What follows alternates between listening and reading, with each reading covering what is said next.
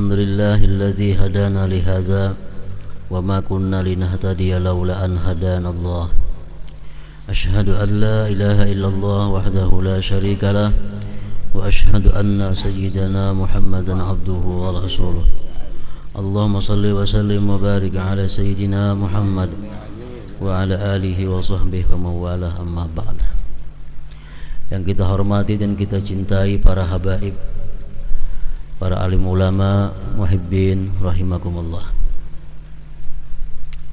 At-tasi wal khamsun wa sittun min asma'illah al-husna al-mubdi'ul mu'id.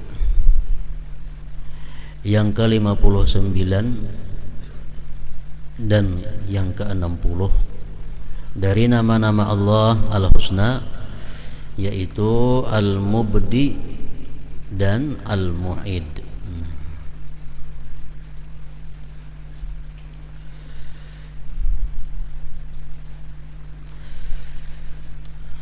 Al-mubdi huwal mujid ala ghairi mithalin sabaq, wal mu'id huwal mujid ala mithalin sabaq.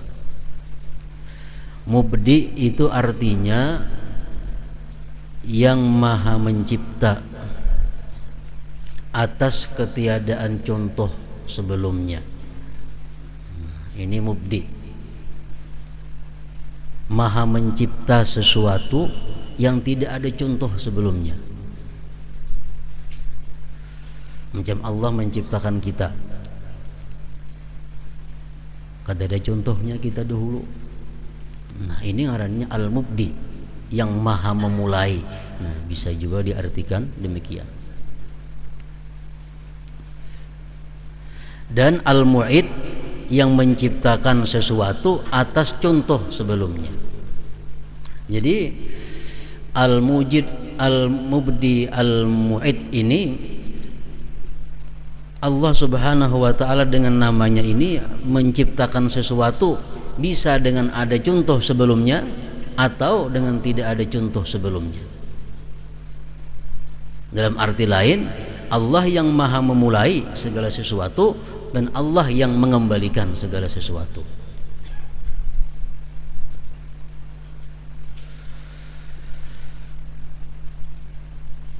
Di dalam Al-Quran firman Allah Subhanahu wa ta'ala, innahu yabda'ul khalqa thumma yu'iduh liyajziyal ladzina amanu wa 'amilus solihati bil qisti. Sesungguhnya Allah memulai menciptakan makhluknya, kemudian dia mengembalikan makhluk tersebut untuk dia balas orang-orang yang beriman dan beramal saleh. Dalam Al-Quran lagi firman Allah, awalam yarau kayfa yubdi'ullahul khalqa thumma yu'iduh inna dzalika 'ala Allah yasir. Adakah mereka tidak mengetahui bagaimana Allah mula-mula menciptakan ini makhluk, kemudian dia kembalikan itu makhluk? Sesungguhnya yang demikian itu mudah atas Allah Subhanahu wa ta'ala.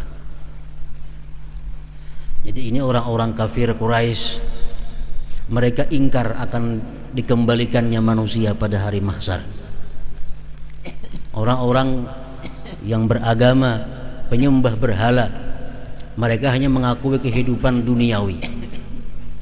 Jadi ujar mereka, begitu kita mati habis, Allah kada akan bisa mengembalikan lagi tubuh jasad kita yang sudah hancur itu. Nah, ini yang diturunkan ayat oleh Allah Subhanahu wa ta'ala berulang-ulang dalam Al-Quran. Awalam yarau kayfa yubdi'ullahul khalqa thumma yu'iduh inna dzalika 'ala Allah yasir.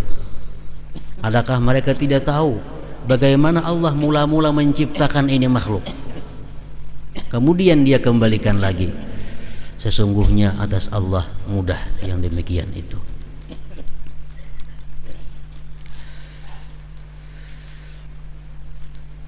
Firman Allah Subhanahu wa ta'ala yang berkaitan lagi dengan al-mubdi'u al-mu'id di dalam surah Al-Buruj, innahu huwa yubdi'u wa yu'id.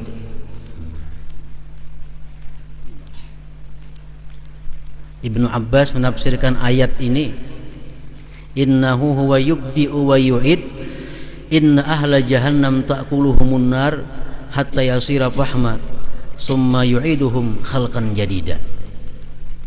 Artinya orang-orang yang berada di neraka jahanam itu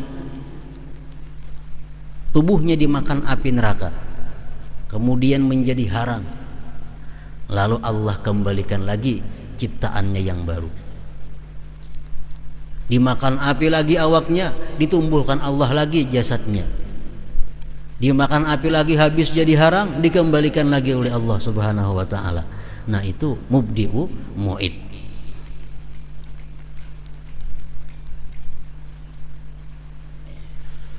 Imam Fakhrul Razi menafsirkan ayat tadi, innahu huwa yubdi'u wa yu'id wa huwa yubdi'u khalqan nas summa yufnihim summa yu'iduhum ahya liyujaziyahum bil qiyamah.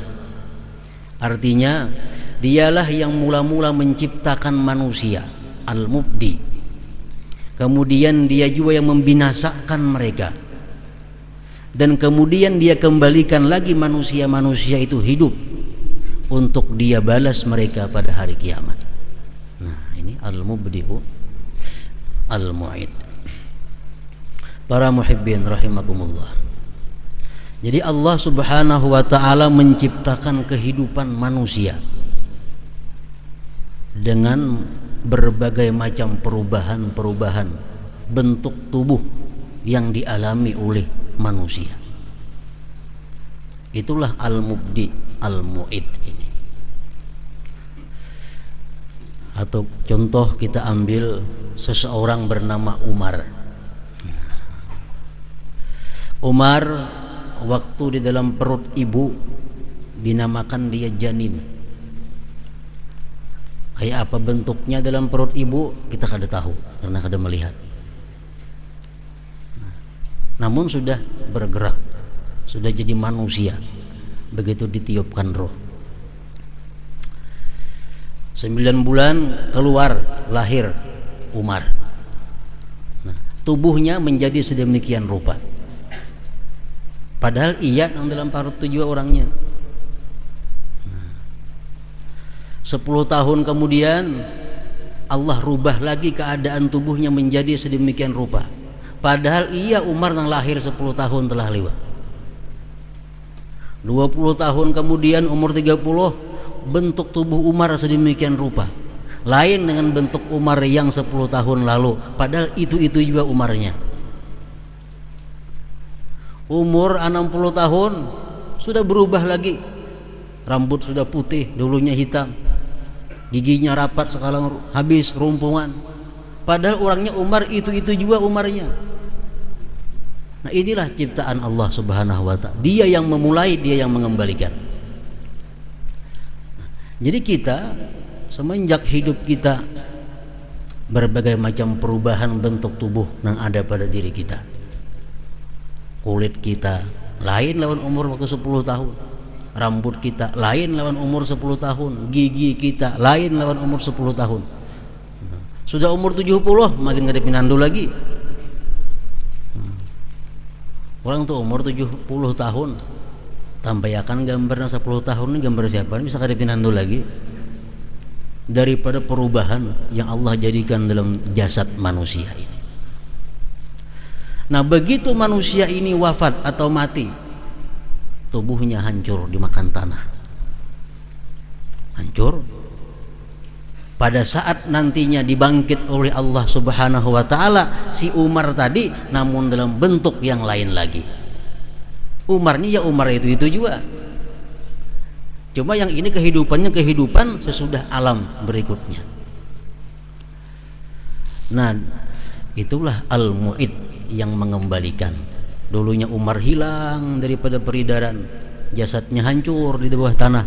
Sekarang pada hari kiamat Umar dikembalikan oleh Allah Subhanahu wa ta'ala, namun dalam bentuk tubuh yang berbeda dengan dalam dunia.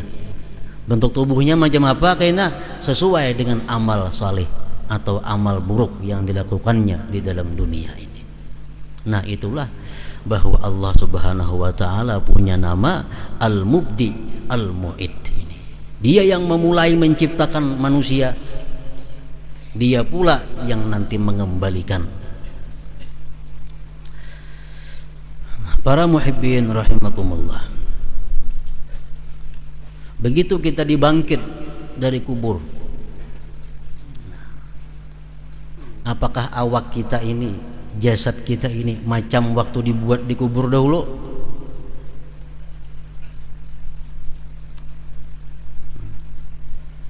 Menurut para ulama mengatakan lain daripada itu, namun iya orangnya.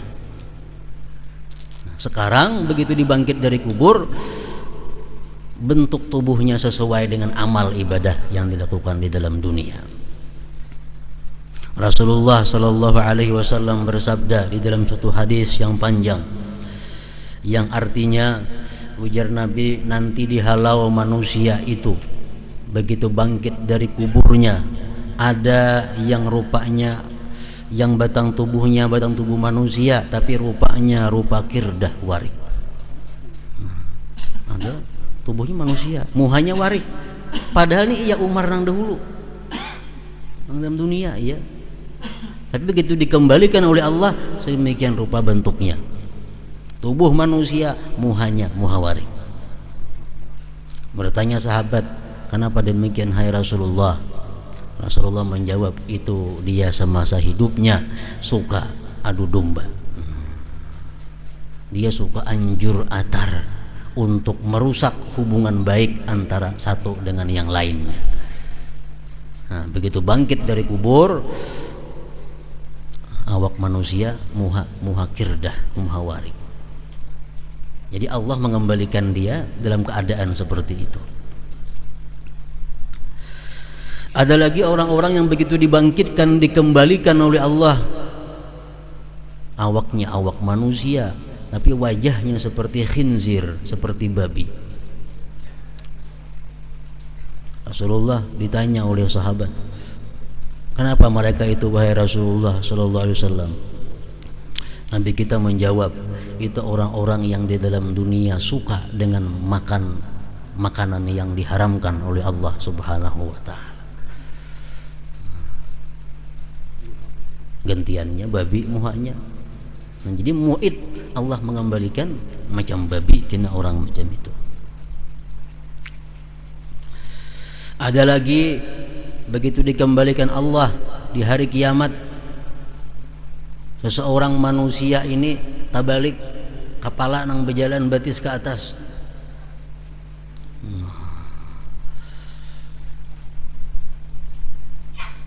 Ditambah lagi dengan azab yang lain-lainnya. Jadi orang ngerumal aja berjalan, ini nggak ada kepala ke bawah, batis ke atas. Ditanya oleh para sahabat, itu apa wahai Rasulullah? Rasulullah menjawab, fa'akilatur riba, itu orang yang hidup dalam dunia suka dengan riba. Dengan riba, terbalik kepala di bawah.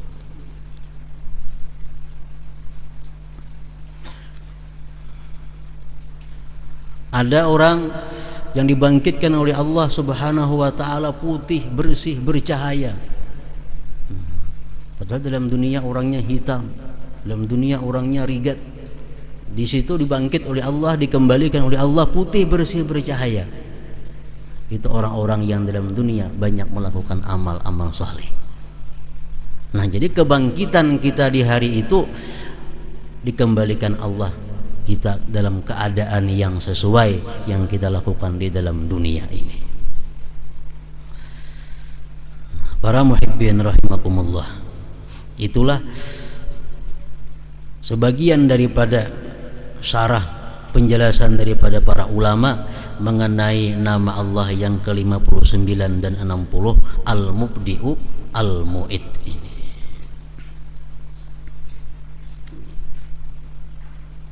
Jadi kalau bahasa ringkasnya artinya Allah Maha memulai, Al-Mu'id Allah Maha mengembalikan. Asmaul Husna biasa ditulis Al-Mubdi Allah Maha memulai, Al-Mu'id Allah Maha mengembalikan. Maksudnya Allah Maha memulai menciptakan sesuatu dan Dia akan Maha mengembalikan sesuatu tersebut. Al-mu'min bismillahil mubdil mu'id ayyubdi al-hasanah bi an sanna fil islam sunnatan hasanah fa inna man sanna fil islam sunnatan hasanah falahu ajruha wa ajru man amila biha ba'da min ghairi ayyan kusa min ujurihim syai'a. Kalau Allah Subhanahu wa ta'ala itu maha memulai ciptaannya, keimanan demikian menuntut kita untuk memulai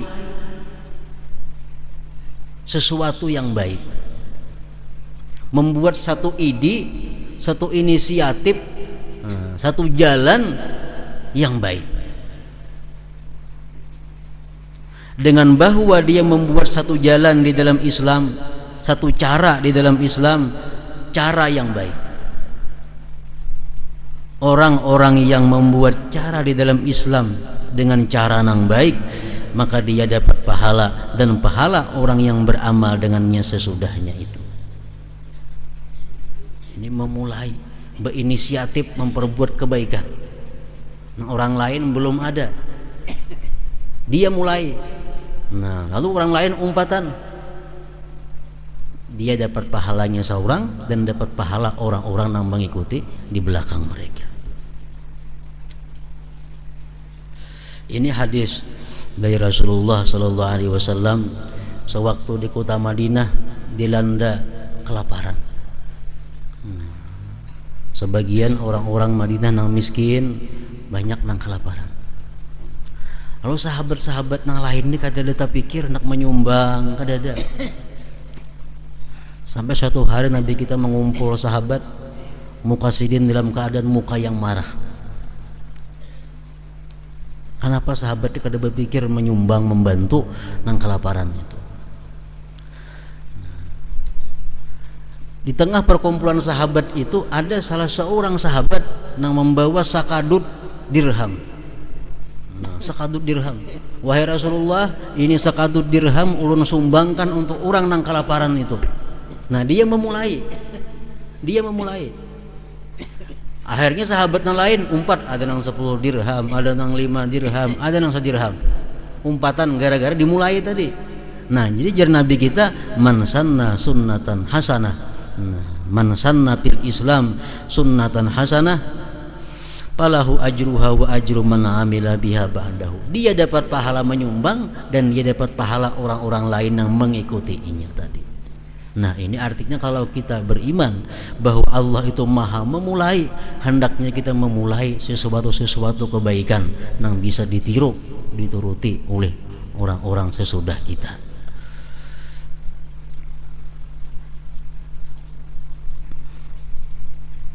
Seperti sembahyang tarawih 20 rakaat. Siapa yang memulainya? Menurut sejarah Umar bin Khattab, dialah yang punya inisiatif, dialah yang memulai bahwa tarawih dikumpul dalam satu masjid, diulah satu imam lalu berjamaah. Padahal di zaman Rasulullah, di zamannya Abu Bakar, tarawih sorangan-sorangan, berapa rakaatnya kada jelas. Umar punya inisiatif, dikumpul semuaan sudah. Imam segong, tarawihin 20 rakaat. Nah, sejak itu sampai sekarang berlaku sunnah Umar ini. Nah, jadi Umar dapat pahalanya dari orang-orang yang sesudah beliau. Nah, ini keimanan kepada al-mubdi, membuahkan satu cara, membentuk satu ide yang bagus.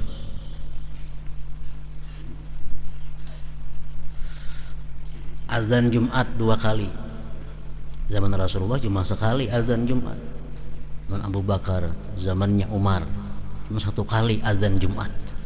Begitu masa Utsman memimpin khalifah, umat Islam banyak, Utsman menganjurkan bang 2 kali supaya orang yang jauh-jauh bersiap-siap.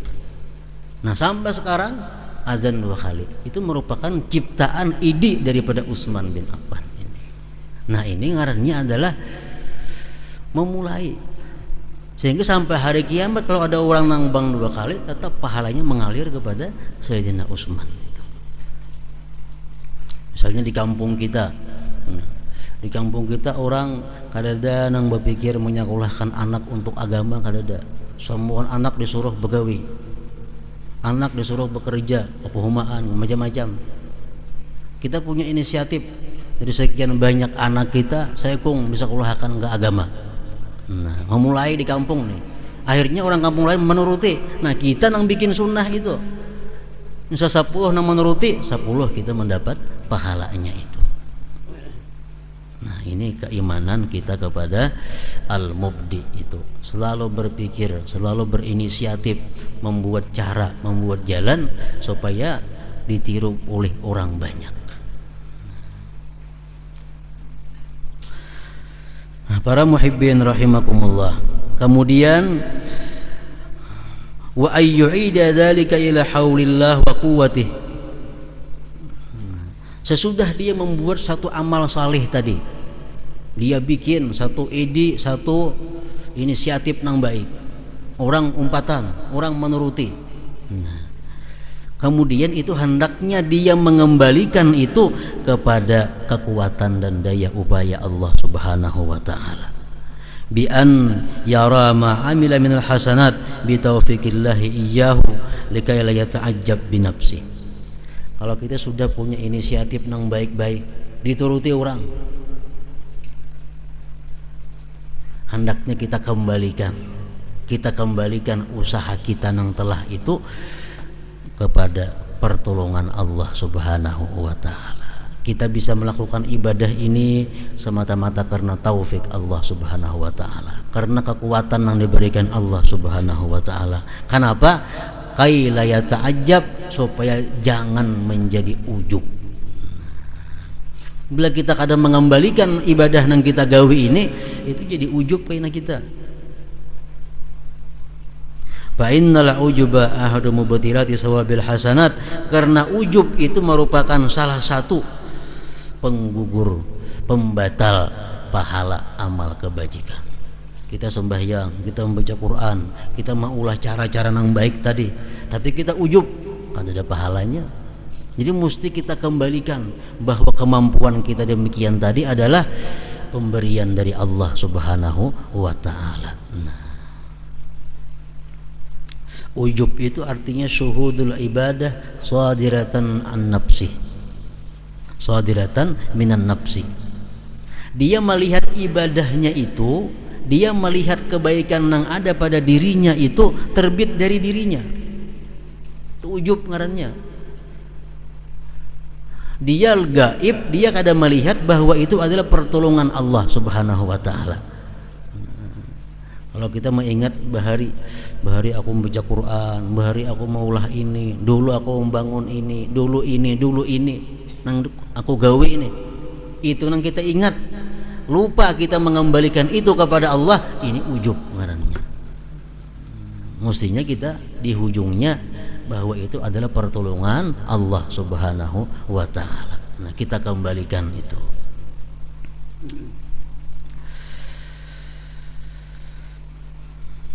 Maka bila si ujub ini kita lihatkan dalam diri kita, ada berbuat baik rasa saurang, ada berbuat sesuatu yang mulia rasa perbuatan seorang, keakuan kada mengembalikannya kepada Allah.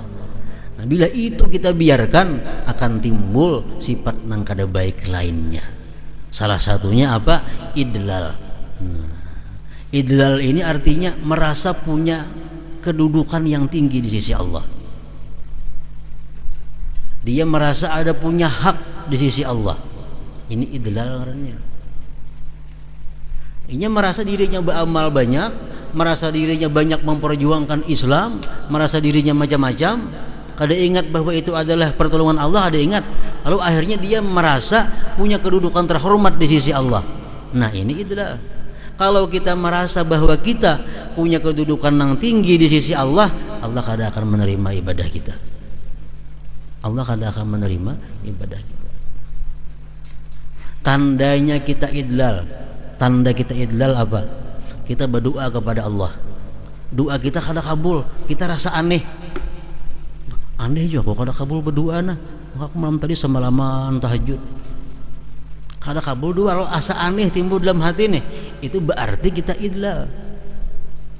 Berarti kita merasa punya kedudukan di sisi Allah. Lalu Allah kadang mengabulkan doa, lalu kita asahiran. Nah, jangan sampai itu terjadi. Doa itu adalah ubudiyah.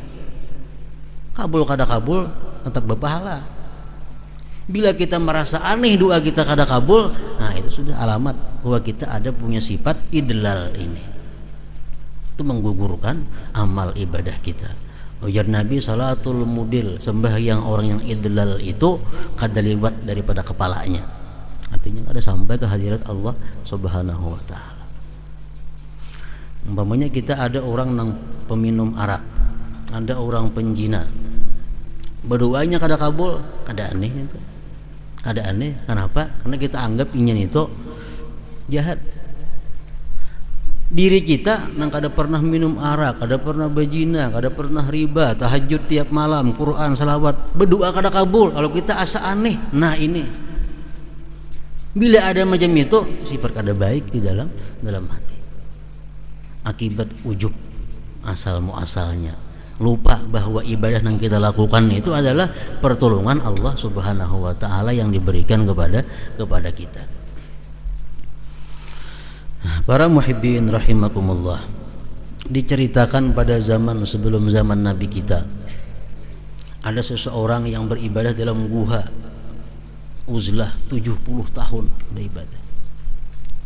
Kada tahu orang gawiannya cuma ibadah melulu 70 tahun. Nah, satu hari si ahli ibadah berdoa kepada Allah. Berdoa kepada Allah kada kabul. Pada 70 tahun sudah berdoa lawan Allah, pas kada kabul. Kada kabul. Begitu doanya ini kada kabul, si ahli ibadah ini merasa, wah, diriku sangat hina di sisi Allah. Diriku sangat hina. Buktinya doaku kada dikabulkan Allah. Merasa berarti diriku ini hina. Berarti aku ini jahat di sisi Allah. Maka doaku ditolak oleh Allah. Nah, Allah panggil Jibril. Ujar Tuhan, wahai Jibril, pengakuannya bahwa dia itu jahat, pengakuan bahwa dia itu kada punya pangkat di sisiku, itulah ibadah yang paling besar yang pernah dilakukannya, lebih daripada ibadah selama 70 tahun tersebut. Nah, pengakuan, kita mengakui diri kita hina, mengakui diri kita ini lemah, mengakui diri kita ini kada punya apa-apa di sisi Allah. Pengakuan macam itu nilainya lebih besar daripada ibadah selama 70 tahun tadi. Nah ini, kalau kita sudah merasa punya ada kedudukan di sisi Allah, nah itu sudah kita tandanya kita orang yang binasa. Ujar para ulama sufi mengatakan, kapan engkau mengetahui diri anda itu baik? Apabila ikam tahu pada diri ikam baik, di saat ikam merasa diri ikam itu jahat. Kapan diri ikam itu jahat? Di saat ikam merasa diri ikam itu baik. Nah, pepalingan. Jadi bila kita ini merasa, wah aku ini sudah baik, aku sudah lurus, aku sudah kau beribadah. Nah, merasa itu di saat itu adalah kita orang yang paling kada baik sebenarnya. Di saat kita tafakur, kita menyadari bahwa aku saat ini orang yang lemah, aku orang yang hina, orang yang berhajat kepada pertolongan Allah. Pengakuan seperti itu berarti saat itu kita adalah orang yang paling baik di sisi Allah Subhanahu wa taala. Nah, para muhibbin rahimakumullah. Jadi al-mubdi'u, Allah Maha memulai menciptakan makhluknya tanpa ada contoh sebelumnya. Dan dia al-mu'id, dia mampu mengembalikan makhluknya yang telah dia binasakan itu. Apabila kita beriman dengan al-mubdi'u al-mu'id, maka kita mesti melakukan satu cara untuk memulai perbuatan-perbuatan yang baik dalam Islam agar dicontoh, ditiru oleh orang-orang sesudah kita. Dan yang kedua, kita kembalikan usaha kebaikan kita itu kepada Allah Subhanahu wa taala, bahwa kita bisa melakukan itu karena taufik dari Allah Subhanahu wa taala. Nah, kemudian yang ke-61 daripada Asmaul Husna Al-Muhyi. Kita bersama-sama lagi membaca surah Fatihah untuk saudara-saudara kita, jamaah kita yang melaksanakan ibadah haji pada tahun ini, agar mereka diberi Allah keselamatan, diberi Allah kemudahan, kesehatan, dan mendapatkan haji yang mabrur. Ila hadratin Nabi sallallahu alaihi wasallam. Al-Fatihah.